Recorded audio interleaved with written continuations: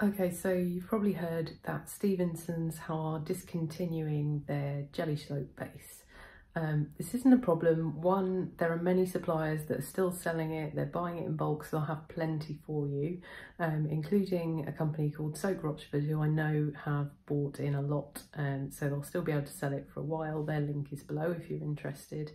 But if you don't want to use a base, or you want to convert and use your own recipe, then I'm experimenting with 3 today, so keep watching.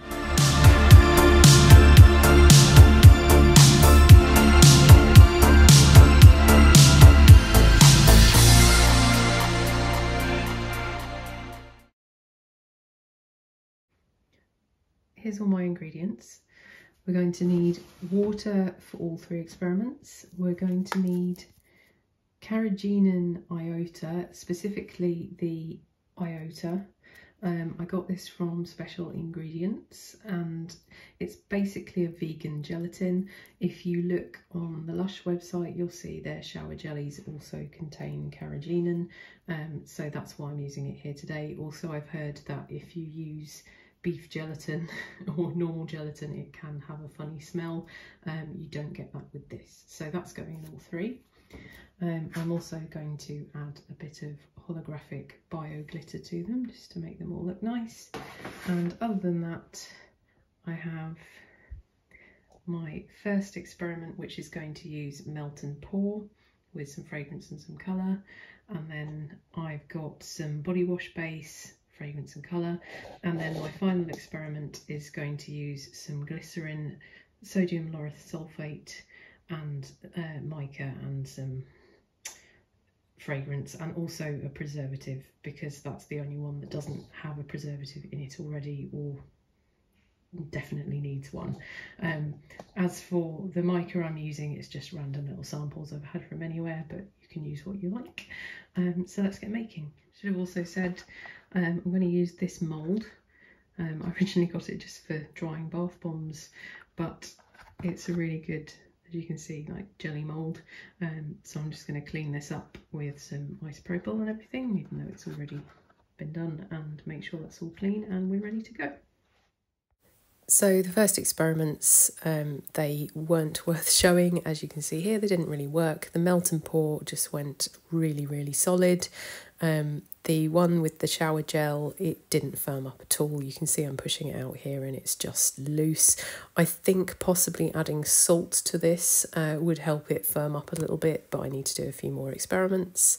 And then the third one, it did work, but I forgot to put the water in it. So this was just glycerin, but you can see it did sort of work. So we're now going to skip to the one that did, and I'll show you how I made that.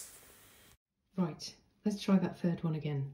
So we have our glycerin in here, and here is our carrageenan, and we're going to pour that into the glycerin, because I've found this is the best way to disperse it to make sure you don't get any lumps. So what I'm going to do is now get a little whisk. So a bit like you'd do with xanthan gum or something like that. We're just dispersing it in the glycerin, and this will just stop us getting lumps in the final product.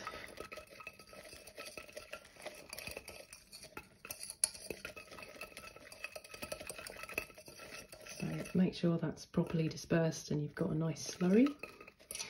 Then what you need to do is heat your water up to 70 degrees or above. So I'm just going to do this quickly in a microwave.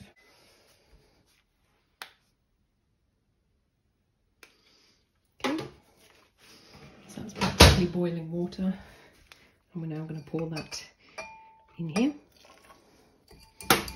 and mix it round very well.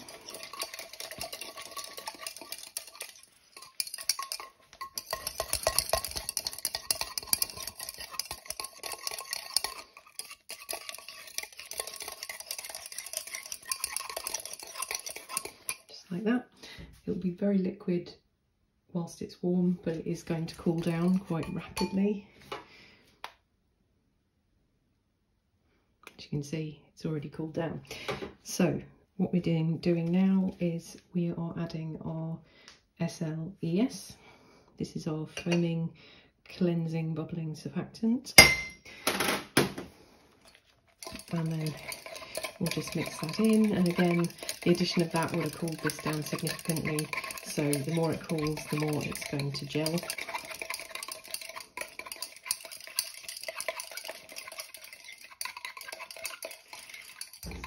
Mix it well. You can always spritz with alcohol just to get a few bubbles, but you may have a few suspended in there. It's kind of unavoidable when you're whisking it like this.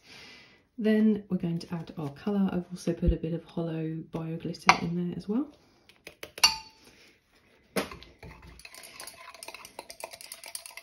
Mix that in. You can feel it getting thicker as I do this.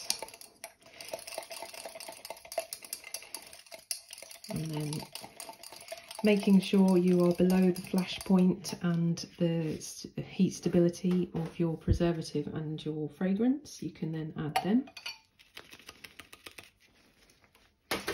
And again, mix really, really, really well.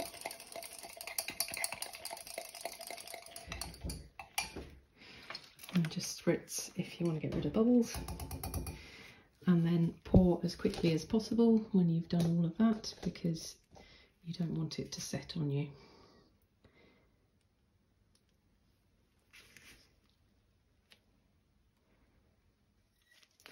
If you're making bigger amounts, it'll be much easier to pour neater. Obviously this is a small amount and it's going to set up quite quickly.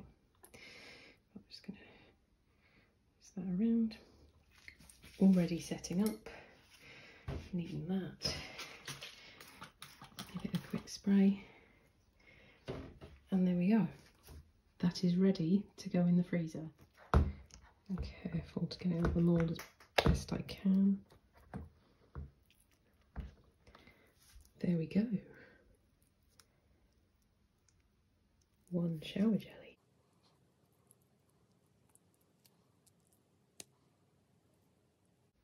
I think we should go test this.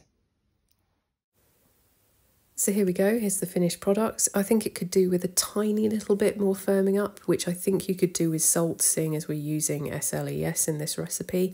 If you don't want to use SLES, then that's perfectly fine.